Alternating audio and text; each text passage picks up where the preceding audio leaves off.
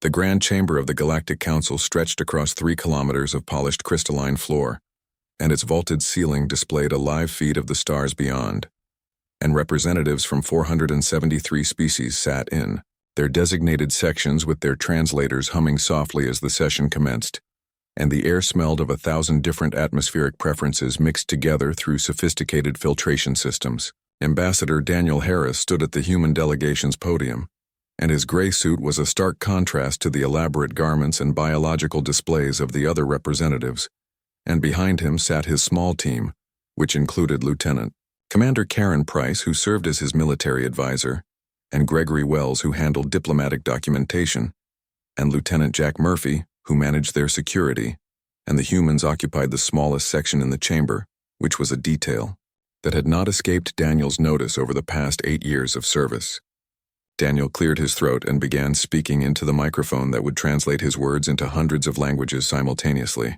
and he said that the Terran Republic wished to address the Council regarding Resolution 8847, and that for the 43rd time they were requesting fair trade considerations for human agricultural exports,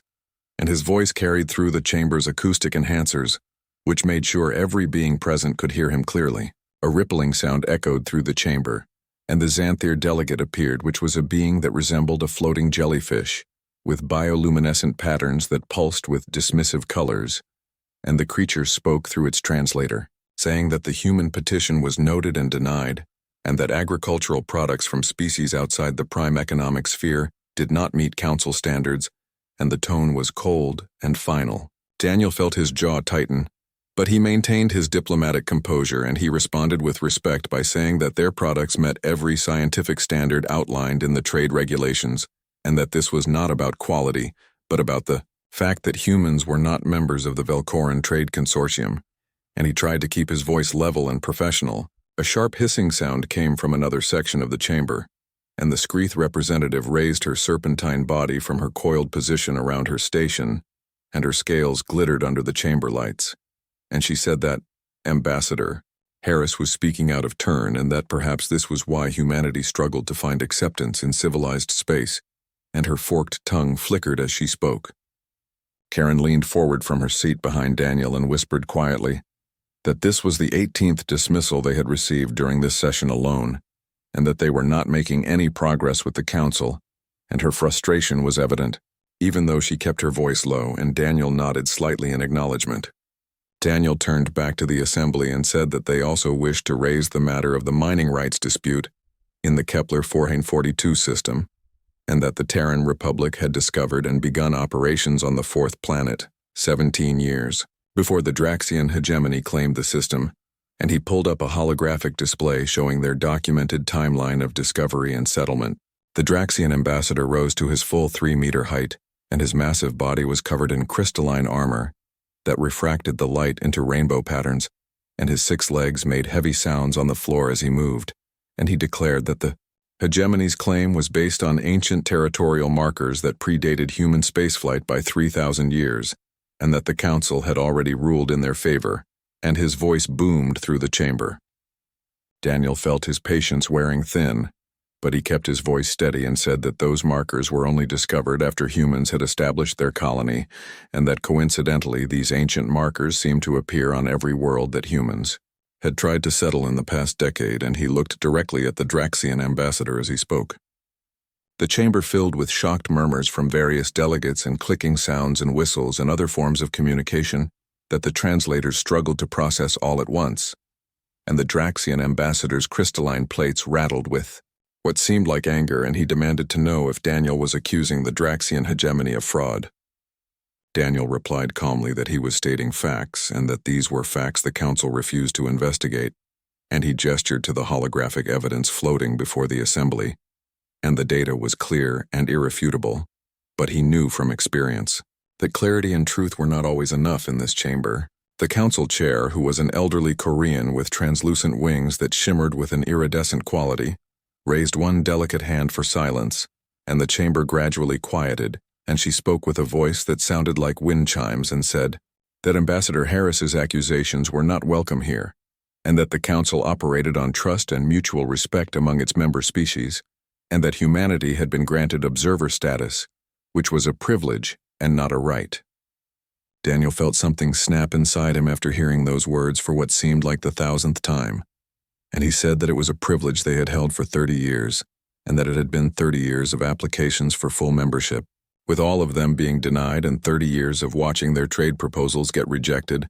and their territorial claims dismissed, and their people treated as second-class citizens in galactic space. Gregory passed Daniel a data tablet from behind, and Daniel glanced at the screen which showed compiled statistics of every human petition over the past 3 decades, and the rejection rate was 97%, and he looked back up at the Council and continued speaking and said that humans had paid their dues and contributed to Council peacekeeping operations and provided humanitarian aid during the Vagoth plague and shared their medical research freely, yet they remained outsiders. The Velcoran ambassador, who was a being of pure energy, contained within a magnetic field suit, spoke next, and the voice sounded like chiming bells mixed with static, and said that humanity was young and impulsive, and that they had been in space for barely 2 centuries while most council species had civilizations spanning tens of thousands of years, and that humans had not earned their place at the table, and the words stung with condescension. Daniel asked directly, "Then what must humanity do to earn their place, because every requirement they met resulted in another being added, and every standard they achieved resulted in the bar being raised?" And he spread his hands in a gesture of frustration, and his voice carried a note of genuine confusion mixed with anger. The Velcoran continued speaking and said that perhaps humanity was simply not suited for galactic civilization, and that human species was aggressive and territorial and resistant to the established order, and that maybe it would be best if humans focused on their own small corner of space and stopped demanding what they had not earned, and the statement was delivered with finality. The chamber filled with agreeing murmurs and clicking sounds and whistles from dozens of species, and Daniel looked around at the sea of alien faces and saw the same dismissive expression reflected across countless different biological forms, and he realized in that moment that nothing would ever change, and that 30 years of careful diplomacy had been a complete waste of time. Karen touched his arm gently and suggested quietly that they should request a recess, and her eyes showed concern for him. And Daniel took a deep breath and looked down at his notes and thought about the colonies struggling without fair trade, and the mining operations shut down by fraudulent claims, and the human ships harassed by council member species with no legal recourse, and the billions of humans across dozens of worlds who looked to this council for hope. Lieutenant Murphy leaned in from behind and whispered that the latest report had just arrived, and that the Screeth had impounded another 3 human cargo ships near their border, and were demanding triple the usual fees for their release, and this was the final straw for Daniel. Daniel closed his eyes briefly, and when he opened them, something fundamental had changed in his expression, and a decision had been made that would alter the course of galactic history, and he requested permission to make a final statement. The council chair waved a hand dismissively and granted Daniel permission to make his final statement, though she added that they had already moved on to other business, and her tone suggested she expected another routine complaint that would be ignored like all the others before it. Daniel straightened his jacket and looked directly at the chair, and then slowly turned his gaze around the entire chamber, and he met the eyes and sensors and visual organs of hundreds of different species. And he took a moment to let the silence build, and the chamber grew quieter as beings sensed something different was about to happen. Daniel began speaking and said that the Terran Republic had participated in this council for 3 decades as an observer, and that they came here with hope that they could find their place among the stars as equals, and that they believed in the ideals this council claimed to represent, which were cooperation and justice and mutual prosperity, and his voice was steady and clear. He paused deliberately, and the chamber grew even quieter, and then he continued and said that they were wrong, and that this council did not represent those ideals, and that it represented the interests of the powerful at the expense of the weak, and that it codified inequality and called it tradition, and that it practiced favoritism and called it standards, and his words hit the assembly like physical blows. Outraged sounds erupted from various sections of the chamber, and there were shouts and clicks and hisses and roars from dozens of different species. But Daniel continued speaking, and his voice rose to be heard over the din, and he said that for 30 years humanity had been patient and had followed their rules and paid their fees, and swallowed their pride and had played the diplomatic game by their rules. Daniel's voice grew stronger, and he said that for 30 years the council had made it clear that humanity would never be welcome here as equals, and that every closed door and every rejection and every insult had proven this, and the chamber descended into complete chaos with dozens of delegates shouting simultaneously. But Daniel raised his voice even louder. He declared that therefore, effective immediately, the Terran Republic was withdrawing from the Galactic Council, and that they were recalling all their diplomatic staff from Council territories, and that they were closing their borders to all Council member species, and that they were formally declaring that they would conduct their affairs independent of this body.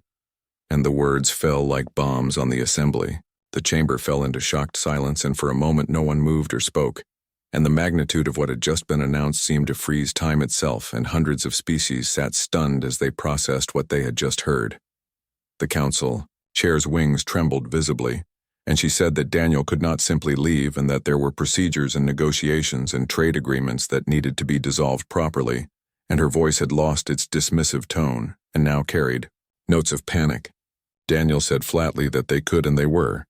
and that the council had spent 30 years telling humans they did not belong here, and that humanity was finally listening, and that humanity was done with the Galactic Council, and he turned to his team and told them to pack up because they were leaving immediately. As the 4 humans gathered their materials and began walking toward the chamber exit, the silence broke into a cacophony of angry shouts and demands and questions, and the noise was deafening. But Daniel did not look back, and his team followed him with their heads held high. Karen walked beside Daniel, and her face showed concern, mixed with something that might have been satisfaction. And she asked quietly if he realized what he had just done, and her voice was barely audible over the chaos behind them. Daniel replied that he had done what should have been done years ago, and that they had wasted enough time here, and that humanity had better things to do than beg for scraps from species that would never respect them. And his stride was confident and unwavering. Gregory hurried to keep pace with the others and said that the president was going to want a full explanation, and he clutched his data tablets tightly, and Daniel said that she would get one, but that he thought she was going to agree with what he did, and that humanity had more important matters to attend to than this corrupt system. Behind them, the council chamber erupted into the loudest argument in its 5,000-year history,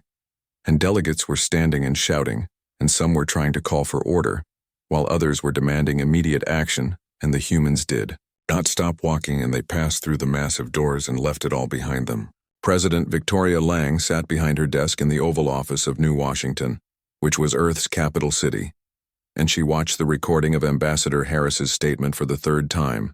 and her chief of staff, Peter Morrison, stood nearby, along with Secretary of Defense General Raymond Clark and Secretary of State Linda Hayes. Victoria finally turned off the display and said that she could not say she was surprised, and that Daniel had been warning them for years that they were not making progress with the council, and her expression was thoughtful rather than angry. Linda spoke carefully and said that with all due respect, this was a diplomatic catastrophe, and that they had just isolated themselves from 473 species, and that the economic implications alone could be devastating, and she looked worried. Raymond interrupted and said that the economic implications were probably better than what they were dealing with before, and that they had been operating at a massive disadvantage under the Council's trade system anyway, and that at least now, they were not pretending things were fair, and his military background made him more pragmatic about the situation. Peter pulled up a holographic display showing various data streams from across human space, and said that the initial reaction from their colonies was overwhelmingly positive, and that the outer settlements had been wanting them to take a harder line for years, and that stock markets across human space were actually up, which was surprising to everyone. Victoria stood and walked to the window overlooking the city, and beyond the gleaming towers she could see the orbital elevators stretching up toward the stars like silver threads connecting Earth to space,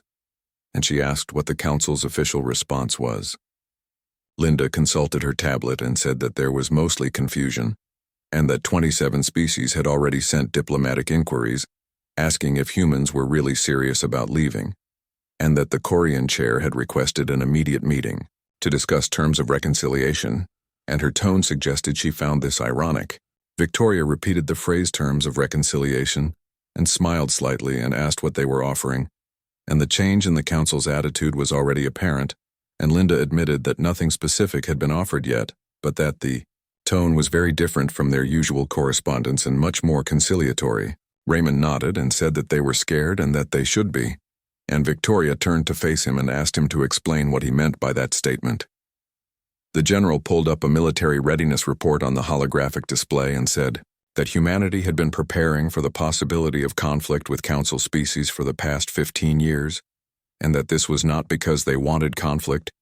but because they knew they could not trust the Council's protection, and that their fleets were modern, and their technology in many areas was actually more advanced than the Council's,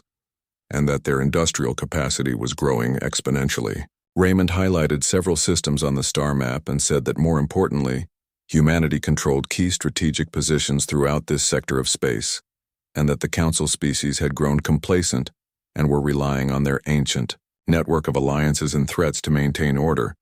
but that this network did not work if someone simply opted out of the system entirely. Peter added that there was also the economic factor to consider, and that humanity might be excluded from official Council trade networks, but they had been developing extensive unofficial trade relationships, and that dozens of species had been dealing with humans on the side to avoid Council tariffs and regulations, and that with humans officially out, those relationships could come into the open. Victoria considered all of this information carefully and asked what happens now, and the question hung in the air, as everyone contemplated the massive changes that were about to sweep through the galaxy. Linda said that it depended on the Council, and that if they tried to punish humanity economically or militarily, then humans would respond in kind, but that if they wanted to negotiate actual fair terms, then humanity would listen, but only as equals. Raymond added firmly that humans would not go crawling back, and that this era was over and that humanity had finally taken a stand,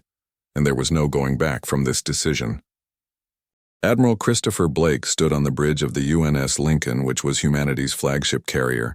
and he watched the tactical display with practiced calm, and his fleet of 47 warships had just dropped out of faster-than-light travel at the edge of the Council station system, and the crew moved with efficient precision around him. Christopher ordered a status report, and Captain Nicole Sanders, who was his executive officer, consulted her instruments and said that all ships were accounted for, and that formations were holding steady, and that the Council station was detecting them now, and that they were receiving multiple hails from various sources. Christopher told them to ignore the Council frequencies for now, and to patch him through to Ambassador Harris on a secure channel, and within moments Daniel's face appeared on a side screen, and he looked tired but alert, and he said that they had a situation developing. Christopher confirmed that they had detected it, and asked if it was the unknown fleet that was showing on their sensors, and Daniel said that it was correct, and that the fleet was getting closer, and that Council military forces were scrambling. But they seemed disorganized and unprepared for an actual threat. Christopher studied the main tactical display carefully, and the unknown fleet consisted of over 200 vessels, and their design was unlike anything in the human or Council databases, and the ships were massive and dark and moving with disturbing precision toward Council space, and he felt a chill run down his spine. Christopher asked what Daniel's evacuation status was, and Daniel replied that they were 70% loaded, and that they needed another 4 hours to get everything and everyone aboard, and Christopher said firmly that they had 2 hours and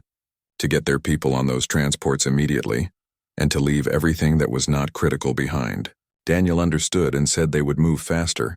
and the channel closed, and Christopher turned his attention back to the tactical situation, and Nicole moved beside him and said quietly that they were receiving a transmission from the unknown fleet and that it was not encrypted and was broadcasting in multiple languages, including English. Christopher told them to put it through, and a deep, resonant voice filled the bridge, and the speaker had an accent that reminded Christopher of ancient recordings, and the voice said that this was Commander Zephyr of the Korath Unity, and that they sought audience with the Galactic Council regarding territorial violations and unpaid reparations spanning 3,000 years, and that they understood the Council had recently experienced a significant political change and wished to discuss this development. Christopher and Nicole exchanged glances, and she said quietly that they knew about humanity's departure. And Christopher asked how that was possible since they had just announced it hours ago, and another officer suggested that they had been watching. And Christopher agreed and said the question was for how long had they been observing. A new signal came through, and this time it was from Council Station, and the Corian chair appeared on screen and her wings were trembling with either fear or rage, and she demanded that the Terran fleet stand down and provide assistance in dealing with this incursion.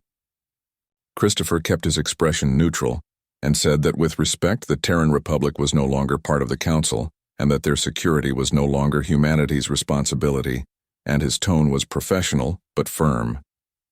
The chair said that he could not be serious and that there was an unknown fleet threatening the station and that thousands of beings were in danger, and her voice rose with desperation. Christopher replied calmly that he suggested the Council handle it with their member species forces, and that humanity was there to collect their diplomats and leave and nothing more, and the Corian's wings fluttered with visible agitation. Kyaker. Chair said that this was exactly why humanity was too immature for galactic civilization,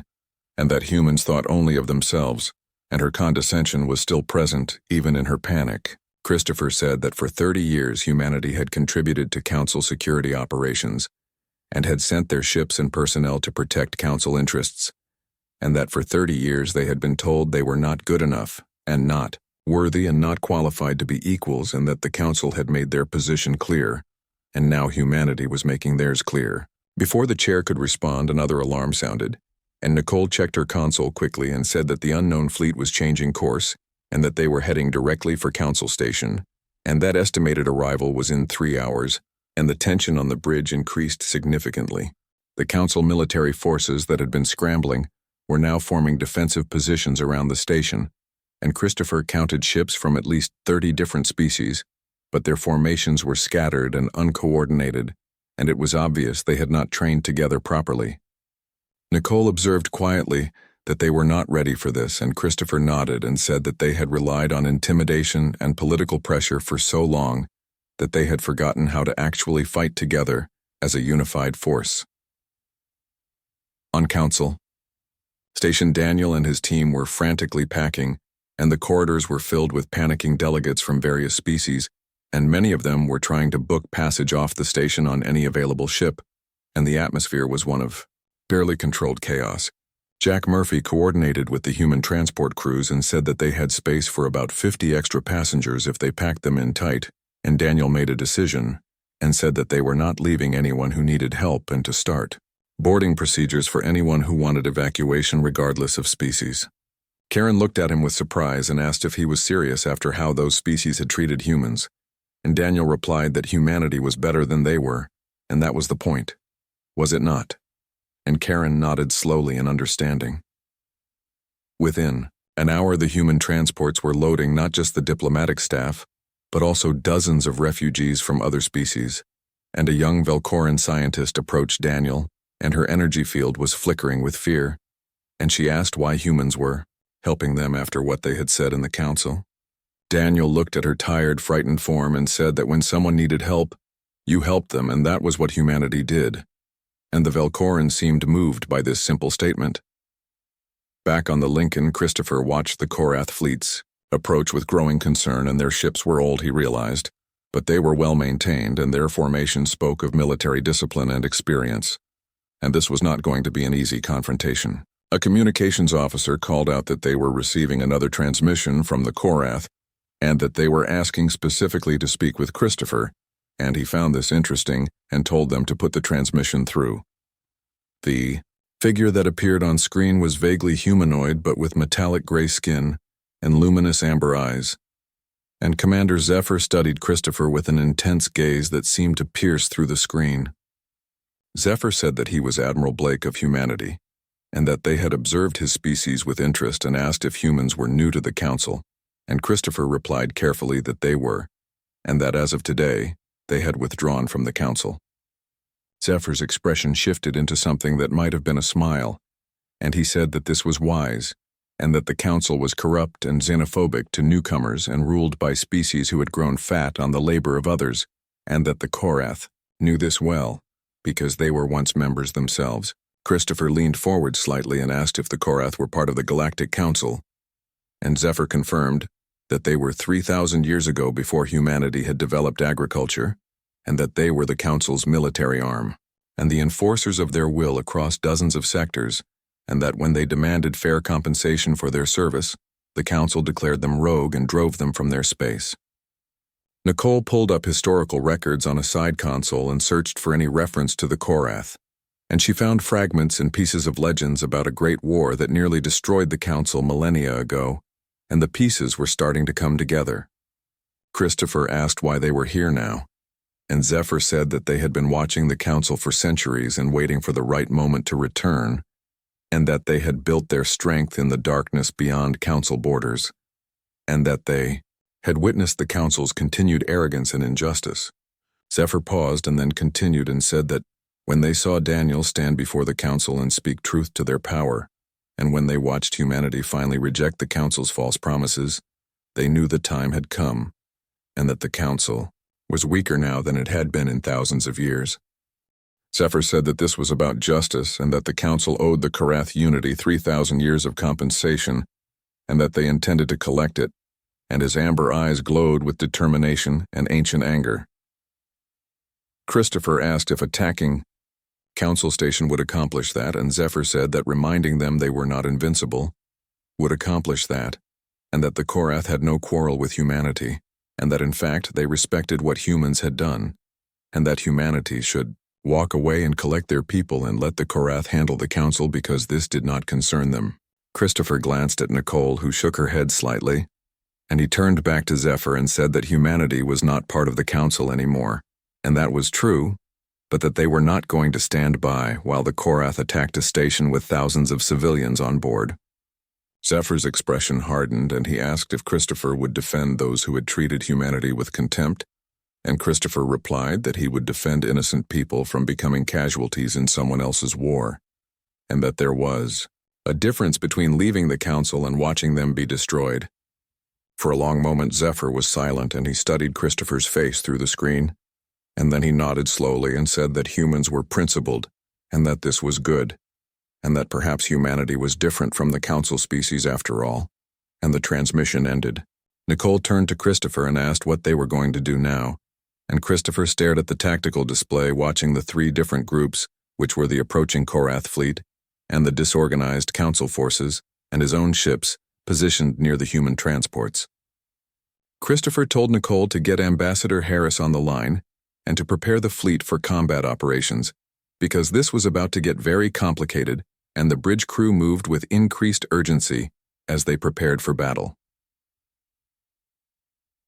On Council Station, the Corian chair made an announcement that would have been unthinkable just hours earlier, and her image appeared on every screen throughout the station, and she looked diminished and desperate. The chair said that this was an emergency broadcast to all species present, and that the Council formally requested military assistance from the Terran Republic in defending against the Korath incursion, and that they acknowledged past disagreements and were prepared to discuss new terms of engagement. Daniel watched the broadcast with Karen and Gregory, and after 30 years of rejection, the Council was finally asking humanity for help, and the irony was not lost on any of them. Gregory asked quietly what they should do, and Daniel looked at the refugees from dozens of species crowded into the human section, and at the fear in their eyes and at the children clinging to their parents. And he thought about what humanity stood for, and about the values that separated them from the Council's cold politics. Daniel said that they would help, but on their terms this time, and he opened a channel to the Lincoln and asked Christopher what his assessment was. Christopher's face appeared and looked grim but determined, and he said that they were about to be in the middle of a war whether they liked it or not, and that the Council could not stop the Korath alone, and that the question was, what kind of galaxy did they want to live in? Daniel smiled slightly and said one where humanity stood for something more than just their own interests, even if the Council did not deserve it, and Christopher said that was what he thought Daniel would say, and told him to get his people to the transports because they would buy him time. The Lincoln's bridge hummed with controlled tension as Christopher's fleet positioned itself between the Korath Armada and Council Station, and Christopher stood at the command console studying the tactical display with the practiced eye of a career officer. Christopher ordered a fleet status report, and Nicole ran through the readout saying that all 47 vessels were in defensive formation Alpha, and that shields were at maximum, and weapons were hot, and that the battlecruisers Yorktown and Enterprise were positioned on their flanks, and that carrier groups were launching fighter squadrons. Christopher nodded, and on the display the Korath fleet had slowed its approach and was clearly assessing this unexpected obstacle, and the Council forces remained scattered behind the human formation and were still trying to organize themselves, after decades of relying on threats rather than actual military coordination. The communications officer called out that Ambassador Harris reported all evacuees were loaded and that transports were ready to depart on Christopher's command, and Christopher replied to tell them to hold position behind their formation for now because he wanted them protected if this turned into actual combat. A new transmission came through and Commander Zephyr appeared on screen, and his amber eyes were narrowed with what might have been curiosity or annoyance, and he said that Christopher was positioning himself between the Korath and their objective, and that this was unwise. Christopher said that he had given Zephyr his position, and that they would not allow an attack on civilian populations, regardless of their feelings about the Council itself, and Zephyr asked if Christopher was willing to fight for beings who treated humans as inferior. Christopher replied that they were willing to fight for what was right, and that there was a difference, and behind the Korath fleet more vessels began appearing, and Christopher felt his stomach tighten as the tactical display updated, and the Korath had reinforcements bringing their total to over 300 ships. Nicole leaned close and said quietly that they were outnumbered more than 6-1, and that the Council forces were not even organized enough to help effectively, and Christopher said that they would have to be smarter, not stronger. Christopher opened a fleet-wide channel and said that all ships should prepare to execute pattern Delta 7 on his mark, and that fighter squadrons should focus on the Korath command ships and make them work to coordinate their fleet.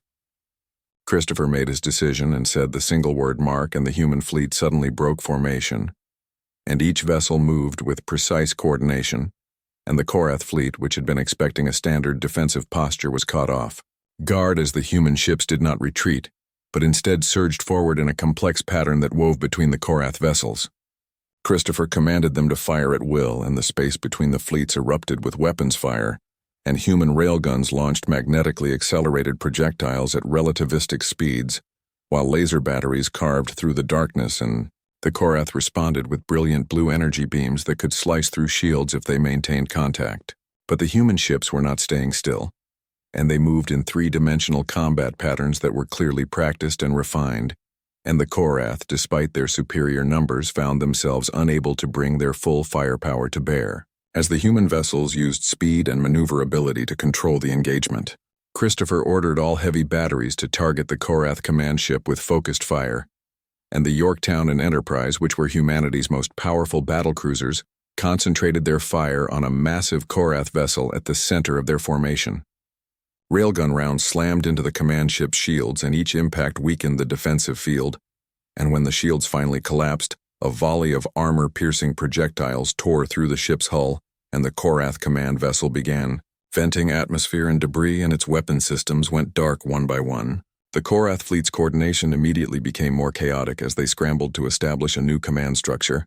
and Zephyr's face reappeared on screen, and for the first time Christopher saw genuine surprise in his expression. Zephyr said that human tactics were unconventional,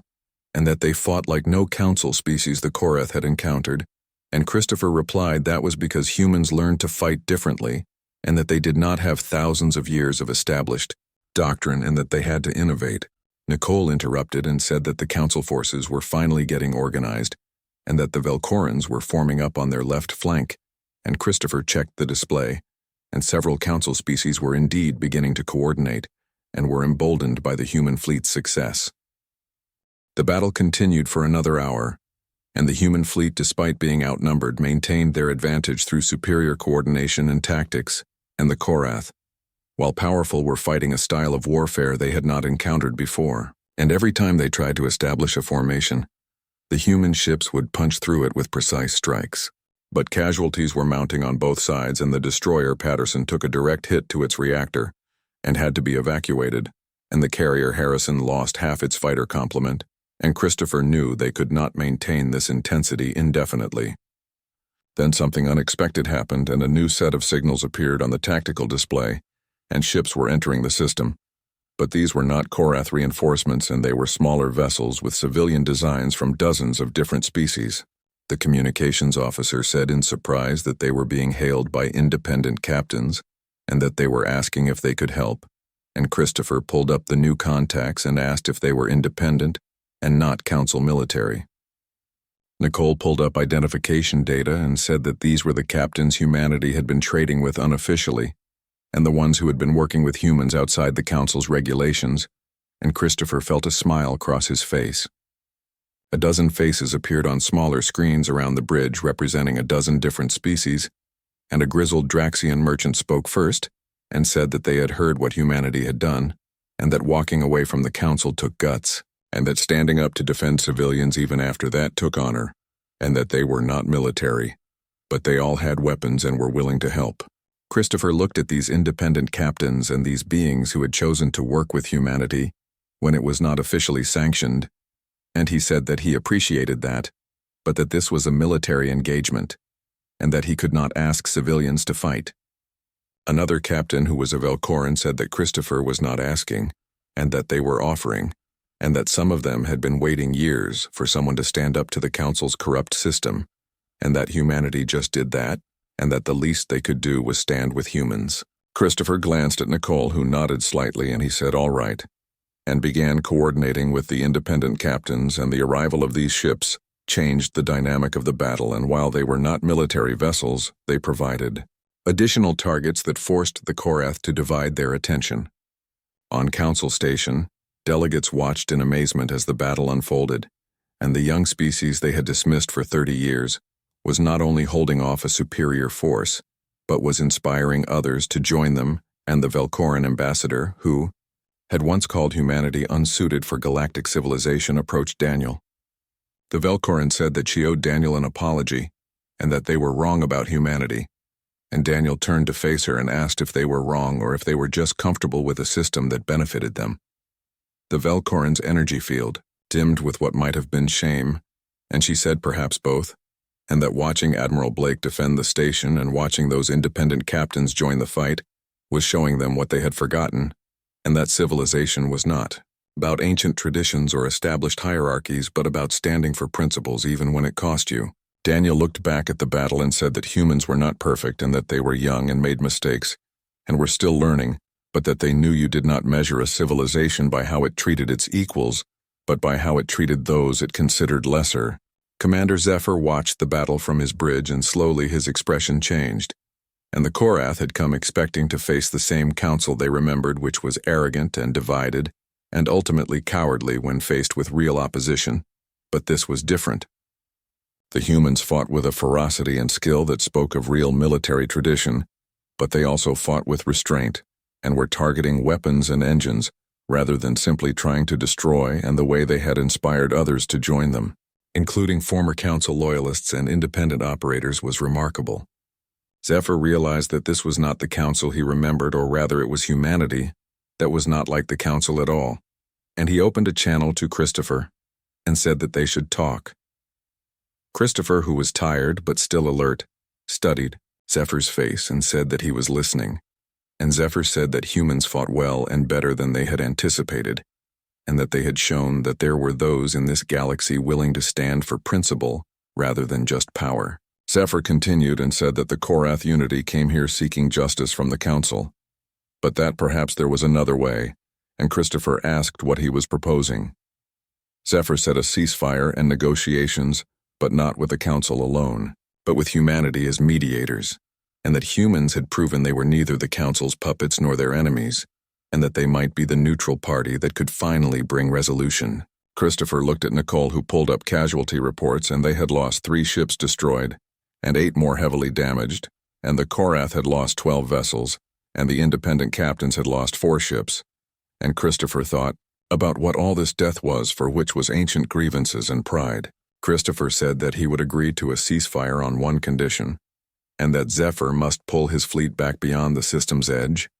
and that humans would pull back to Council Station, and that they would meet on neutral ground to discuss terms, but that he warned Zephyr that if this was a trick, and if he used this to regroup and attack, then humanity would not be merciful a second time. Zephyr's amber eyes studied Christopher for a long moment, and then he nodded and said that Christopher had his word, and that the Korath unity honored its agreements. And Christopher said, Then they should stop fighting and start talking. 3 days after the Battle of Council Station, a very different kind of meeting took place on the human colony world of New Terra. And unlike Council Station's imposing grandeur, the meeting hall was modest and designed for function rather than intimidation, and representatives from 3 groups sat around a circular table, which included the Galactic Council and the Korath Unity and Humanity. President Victoria Lang sat between Admiral Blake and Ambassador Harris, and they faced Commander Zephyr and his advisors on one side, and the Korean chair with a delegation of council members on the other, and independent captains and observers from neutral species lined the walls watching history unfold. Victoria began and said that humanity did not ask to be mediators in this conflict, and that they were not returning to the Galactic Council under its old structure, but that they were willing to facilitate negotiations because they believed there was a better way forward for everyone. The Korean chair, whose wings were folded in a posture of humility that would have been unthinkable a week ago, spoke carefully and said that the Council acknowledged they failed to recognize humanity's value and that their systems were designed to benefit established members at the expense of newer species, and that this arrogance nearly led to catastrophe. Zephyr said those were pretty words, but that the Korath Unity had heard the Council's promises before, and that 3,000 years ago they were the Council's military arm, and that they fought their wars and enforced their laws, and that when they asked for fair compensation, the Council branded them rogue and drove them out.